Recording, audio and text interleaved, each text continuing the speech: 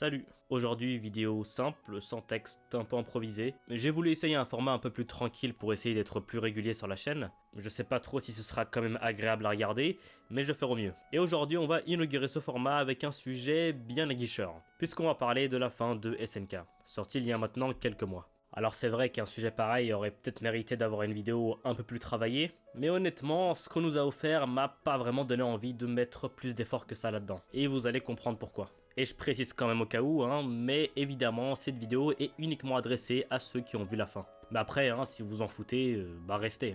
On va commencer avec un petit résumé de la fin. Eren a lancé le grand terrassement pour éradiquer l'humanité et protéger les Eldiens. Les héros Mar et les héros Eldiens qu'on connaît ont formé une alliance pour tenter de l'arrêter. Ils finissent par y arriver au prix de nombreux sacrifices. Mais finalement, 80% de la population mondiale a quand même été décimée. Eren meurt, les autres personnages vivent leur vie. Et on voit dans une scène post-crédit qu'au final, des siècles plus tard, l'humanité continue à s'entretuer. Alors je pense que je vous apprends rien en disant que cette fin a pas été très bien reçue. Alors c'était quand même beaucoup moins violent pour l'anime que pour le manga, sans doute grâce aux petites différences. Mais on va être honnête, c'est pas une fin qui a l'air d'avoir satisfait le plus grand nombre. Alors personnellement, j'ai uniquement vu l'anime, donc on parlera uniquement de la conclusion de ce dernier. Pourquoi est-ce que cette fin a autant fait jaser? C'est la question que je pose depuis la fin du manga, il y a maintenant quelques années. Et étant donné que je suivais uniquement l'anime, ma période d'interrogation a duré bien plus longtemps. Et maintenant que tout est fini, qu'est-ce qu'on peut concrètement en dire? Enfin surtout, qu'est-ce que moi j'en dis? Pour résumer assez simplement, personnellement je pense pas que c'était non plus une catastrophe. Je dirais plutôt que c'est une fin qui s'est brûlé les ailes avec son ambition. Et SNK, c'est une série qui s'est toujours voulu très tranchée. Que ce soit dans son côté très grandiloquent, avec cette envie d'aborder des thèmes très ambitieux, mais en les simplifiant avec des notions très fortes. Le plus évident, c'est le leitmotiv de la série sur le fait que le monde est cruel, mais en voulant en même temps rester à échelle très humaine, en creusant ses personnages de manière très réaliste, ou en tout cas avec cette intention en tête. Et c'est honnêtement un mélange qui marchait plutôt bien tout le long de la série. Mais malheureusement, c'est cette même formule qui a précipité la chute de la série. La fin des SNK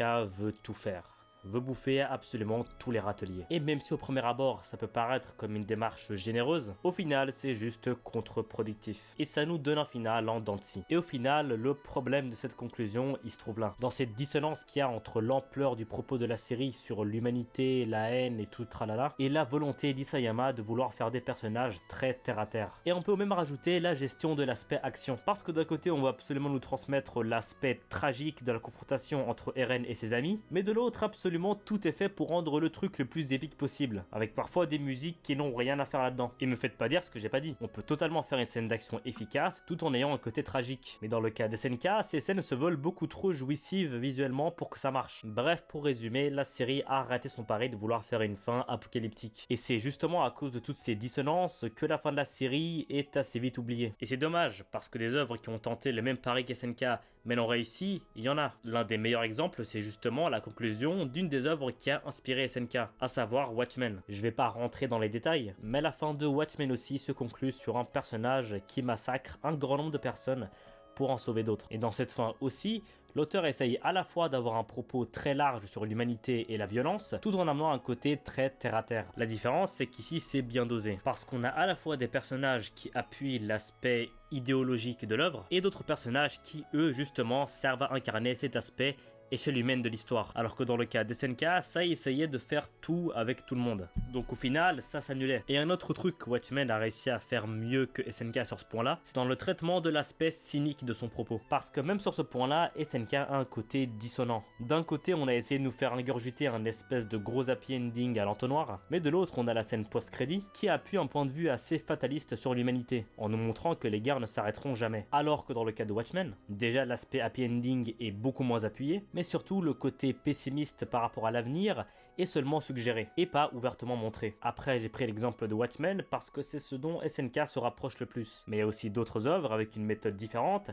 qui ont réussi le pari de SNK, d'avoir à la fois un propos large et cynique sur l'humanité, sans pour autant laisser tomber l'aspect humain de son intrigue. Si vous êtes curieux d'en voir, je vous conseille de vous intéresser à des trucs comme Devilman, Ideon, ou même Zeta Gundam. Mais bref, en tout cas avec SNK, on a eu l'exemple parfait que des bonnes intentions ne sont pas suffisantes pour faire une fin satisfaisante. Mais bon, j'imagine que c'est ce qui sépare les séries excellentes des séries exceptionnelles. Moi je vous dis salut et à la prochaine.